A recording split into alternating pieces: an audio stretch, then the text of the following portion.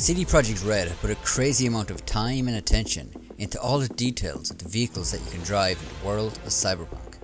In this video, I'm going to go over some of the things that you can expect from cars in Night City. Can you steal them? Can you fly them? Can you customize them? We're also going to look at all the different manufacturers that are in the game and give you a look at some of the cars that you'll be able to drive in Night City.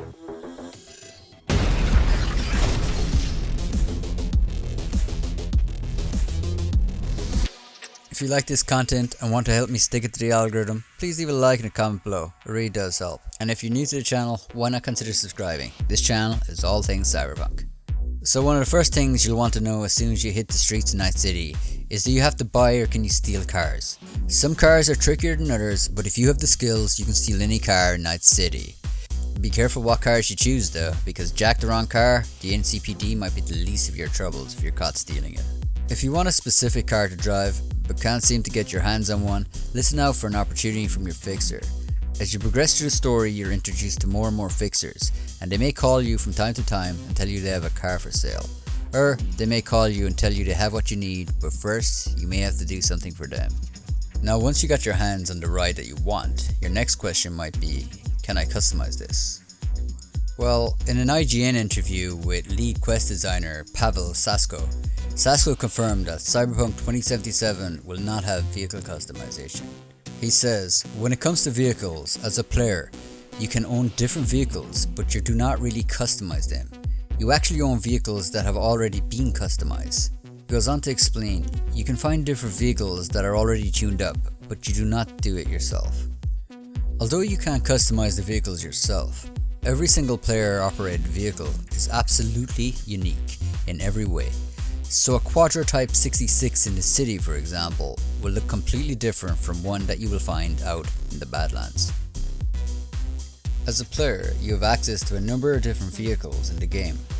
Vehicles can be stored in a parking garage at V's apartment complex.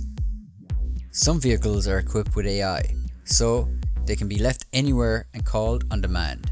Despite the fact that you can have multiple vehicles in the game and the fact that you can have car AI, you can only have one active car at a time, so no one-man car cruises. You can choose either first or third person when driving your vehicle. Cyberpunk 2077 is a first-person game, and the game engine was built from the ground up with this in mind. You do have the option of third and first-person camera controls when driving though, as it can be very difficult to drive in first person for many people. Cyberpunk 2077 also features racing events with several tracks and different locations to choose from. When racing, you should choose a car based on the location. If street racing in Night City, for example, you might want a high-end sports car, but if you're racing around the Badlands, you might want something a bit more rough and ready. You might have also noticed that there is a number of flying vehicles in the game. In an interview again with Pavel Sasko, he says, there are flying vehicles that are like the story elements, and so there will be moments when V is in the flying vehicle, but they're always story focused. He goes on to say, I would have to spoil you a bit of the story, I don't want to, but there are moments when you are in the flying vehicle but you cannot drive it yourself over the city. For that, you have all kinds of cars, all kinds of motorcycles. It feels pretty good actually, to be honest. When asked about boats, he says, there are boats in the game, definitely, and there are even some story elements focused around the boats. Don't want to spoil the story too much. He goes on a bit more to say, but definitely boats are a part of the game, but you cannot drive the boat. You can swim, but I would not like to disclose anything. We had some side quests in The Witcher that were focused around water and doing stuff around the water, and we have something here as well. So that should answer a lot of questions that some of you might have had about vehicles in Cyberpunk. If I missed something that you want to know, please let me know in the comments. Now I'd like to go into what are the vehicle manufacturers or what kind of cars you can get in Night City. Between cars and bikes, you have 12 different brands or manufacturers of vehicles. These are broken into low tier, mid tier, top tier, and motorbikes. On the low end spectrum of vehicles, you'll often find older vehicles and economy cars. Most of these have been produced between the years 2020 and 2050, and you'll often find them in the poorest areas of Night City, as well being used by the nomads out in the Badlands. However, you can purchase newer economy cars from brands such as Japanese makers Makigai, which produces affordable, compact cars. A popular Makigai car is the Maimai. The Maimai is a small, bubble-bodied economy car. This small little runaround car boasts folding doors, dual seats, and a low weight. This car is all about entropyism, which is necessity over style, and as such, this is in the economy class. Another competitor in this market here is the Indian manufacturer Mahir Motors. These entered the market during the crisis of the 20s and the 30s, promising to provide affordable, high-tech economy class vehicles like the Eras or the Futrix or the Supron and the Iridon. Despite their pretentious names, these vehicles are popular among the lower class citizens, but they are not well liked in terms of build quality and durability. The Japanese manufacturer Mizutani stayed out of the rivalry and focused their efforts on producing sport models such as the Pontiac Fiero and the Scion MZ2. This decision elevated them into the mid-tier car range, and they were competing in the lower ranks of this between the Tartan and the Archer vehicles. American manufacturer Tartan and the Chinese manufacturer Archer have been extremely competitive for many years. As a result of this rivalry, they have produced some incredibly well-made, hardy vehicles which are still favoured by the nomads today. Tartan and Archer also offer economy cars. The Tartan Colby is a 3-door station wagon with 182 brake horsepower. This car is in the economy class and as such really fits in with the kitsch style. Archer's answer to this was the Archer Hella. This model was in production from 2023 to 2038. This sedan boasts 212 brake horsepower and is a bit lighter than the Colby.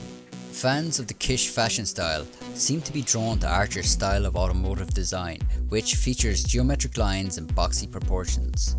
In addition to their passenger vehicles, Tartan is also recognized for their wide range of utility models, including pickup trucks and wagons. One of these is the 4-door pickup, the Tartan Mackinac, often favoured by nomads in 2077. They also do have a little hatchback called the Galena. The American mid-range market though is predominantly domestic manufacturers. One such brand is the Villafort, who build good quality, full-size cars. Their model names are controversial though, as they've been named after conquerors and explorers like the Alvarado and the Cortez. This did lead to criticism though, after the competition drew attention to the fact that every one of them had committed wrongdoings. However, this controversy actually led to more sales, and this brand of mid-range car is popular among low-rank corporate officials and the wealthier citizens of Night City. The Cortez is a robust and simple representation of an executive tier vehicle. It doesn't feature 4 front wheels, but is a very luxurious vehicle nonetheless. The Alvarado then has 4 front wheels. It is named after Pedro de Alvarado, a Spanish conquistador and governor of Guatemala. This car is a great example of what the word kitsch means. This 2 tons heavy model was in production between 2044 and 2055. Although these Villaforts are known for their executive limos, they also have a van line, which you may see cruising around the streets of Night City. Another competitor in this space is the American company Chevron. They are recognized for their neo-militaristic style and the Roman Empire inspired names, such as the Chevron Trax, which is an executive limousine for those seeking neon-militaristic style. Chevron are a very common choice to be used as police and corporate security forces, with a popular model being the Chevron Emperor. Then there is Quadra, whose expertise lies in designing and making muscle cars like the Quadro Type 66 or the iconic Quadro Turbo R, which was produced in Detroit in response to the Japanese sports car manufacturers. This car features a powerful 740 brake horsepower with its turbocharged V8 engine. It was an instant hit in the tuner scene when it was released in the mid-50s. The next model, the Turbo R VTEC, released in 2058. It came with an exhaust system and suspension improvements, which led it to earning the status as the cult muscle car. However, the newest model, released in 2069, fell short of the legendary Quadra Turbo R. If you got the resources, you're probably looking at the top tier vehicles. The market for top tier cars is dominated by the European manufacturers. Companies such as Herrera from Spain and Rayfield from Great Britain are well known for their superior quality cars and luxury limousines. These are well designed vehicles with a perfect balance of comfort and speed in mind. Most models come equipped with cutting edge technology, such as Crystal Dome, which provides full privacy and protection for passengers without the need for windows. This class demands precise bodywork. Built-in LiDAR arrays and incredibly expensive materials are used both on the outside and inside of the car. Herrera designs and produces glamorous automobiles for customers. They have a flair for the exotic, as well as setting performance records. They also offer unparalleled comfort. One of their limousine models, called the Outlaw, was produced in 2072. It follows the neo-kitsch style and owns the road with its 755 brake horsepower. UK-based manufacturer Rayfield is definitely not your typical urban vehicle manufacturer. These are top-of-the-range vehicles designed to impress. The 950 brake horsepower neo-kitsch hypercar called the Erendite is designed to impress and demands respect in every aspect of its design and functionality. This car was first manufactured in 2075 and is only affordable by about 1,000 individuals worldwide. Another high-end sports car on offer from Rayfield is the Caliburn. This is a two-door neo-kitsch coupe. It was released in 2070 and has 1,660 brake horsepower. This car also sports some swing doors and has Crystal Dome to make sure that you can keep your privacy. In 2076, Rayfield offered the first luxury model AV called the Excalibur. This allows their high-end clients to fly across the night city skyline in comfort, avoiding all the riffraff below.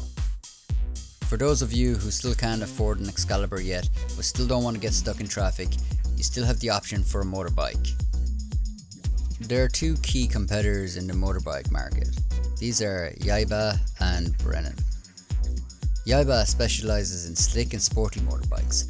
Much like the weapons, they are named after Japanese mythology. They are a very popular choice among bike racing gangs. Brennan then are more traditional in their approach and specialize in cruisers and choppers.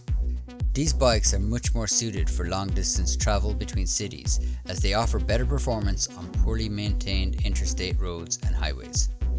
When it comes to military vehicles, you have two key players, Militech and Arasaka. These two rival megacorporations dominate the military ground vehicles.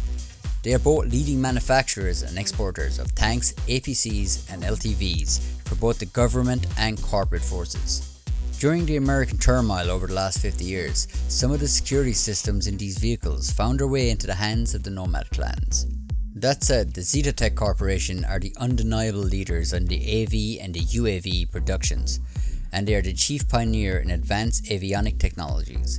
Despite this, Militech have attempted to enter this market with their own security drone models. Both Militech and Arasaka also compete in the industrial or heavy-duty vehicle market. These vehicles have masterful engineering but yet a practical design. The Behemoth, for example, made by the new USA-based Militech Corporation, weighs in at over 9 tons and has 500 brake horsepower. This beast can flatten almost anything that stands in its way. Militech and Arasaka don't have this market cornered though. Russian competitor Kaukaz also has offerings in this sector. So as you can see, most of the vehicles in this game are originally created for the world of Cyberpunk 2077, but that doesn't mean that there's not going to be real world vehicles in here. An example of this would be Rocker Boy Johnny Silverhand's Porsche 911. This is a classic 1977 Porsche 911 Turbo Carrera, and in 2077 this car will be exactly 100 years old, which kinda gives you an insight into the style of Johnny Silverhand. I believe this is more of a promotional thing though, and most of the vehicles and products will be original and created for Cyberpunk 2077. This prevents a lot of headaches with real-world manufacturers who might not want to see their products used in a certain light in a game. I personally like this because I think it helps create that world that you can kind of immerse yourself in, you know. So this isn't an overall exhaustive list of all the cars that you can get in Cyberpunk 2077, but this should definitely give you a good overview of what kind of cars you can get and what manufacturers are big players in this game. I think I'll definitely be aiming for a Rayfield myself, but let me know in the comments what kind of car you hope to get, and what kind of style is your Cyberpunk going to be in Night City. I feel like I want to start off as a nomad and work my way up to the upper echelon of Night City's elite. And in Cyberpunk, style is everything, and what you drive says a lot about who you are. If you like this content, please consider subscribing. I put a lot of effort into the research and editing of this video to give you the best possible experience. Also, leaving a like and comment below helps immeasurably with the algorithm, which really does support this channel and this content, so that's always really appreciated. Well, that's it. See you all in Night City.